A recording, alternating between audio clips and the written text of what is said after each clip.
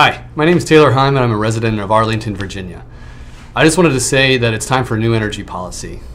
We all suffer from the same inefficient patchwork of distribution that we call a grid system here in this country, and it's really antiquated. The power companies each have exclusive monopolies or almost like fiefdoms where they control everything around them.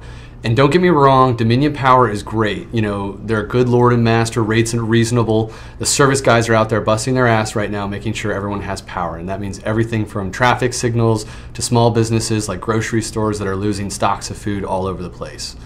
And also at-risk residents too. We have a lot of elderly around the neighborhood that I live in, and it's good that, we're getting power back finally. This patchwork is a direct result of the mismanagement and neglect by the federal government. It's time for modernization.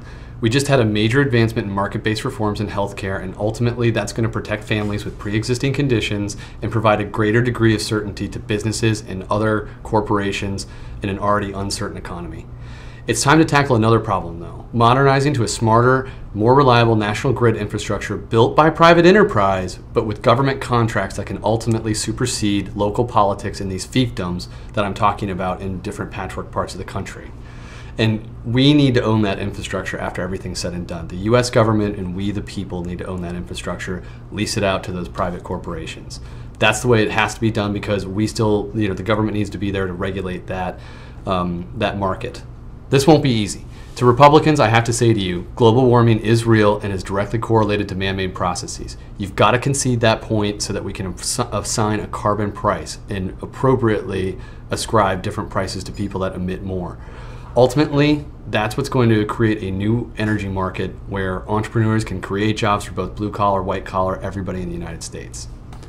And to Democrats, I say to you guys, hey, the world's getting way too complicated to run everything by edict and policy. Market-based reforms produce results that can be effectively monitored.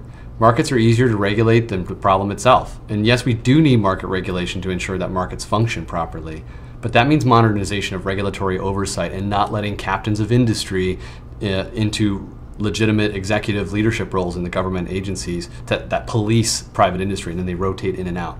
That's wrong too. You can't have the fox watching the hen house. So for now, let's just get a new market for energy and infrastructure started, created, something built now. Then we'll figure out how to maximize the benefit to we the people as we go along.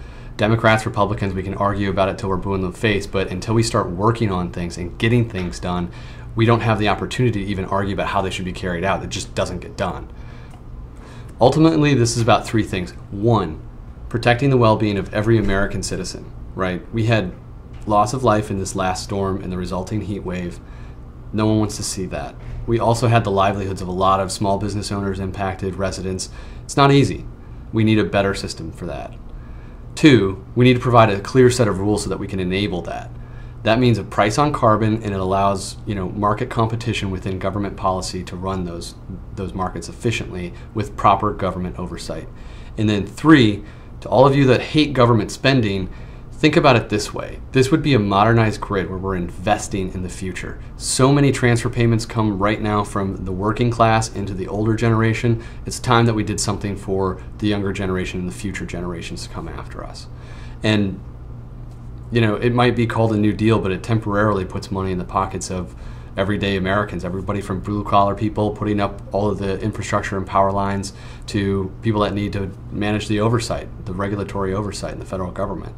So for now, let's get out of the downward spiral that this country's in. Let's start putting things back together. Let's start creating jobs again. Let's start building infrastructure that will be there for generations to come.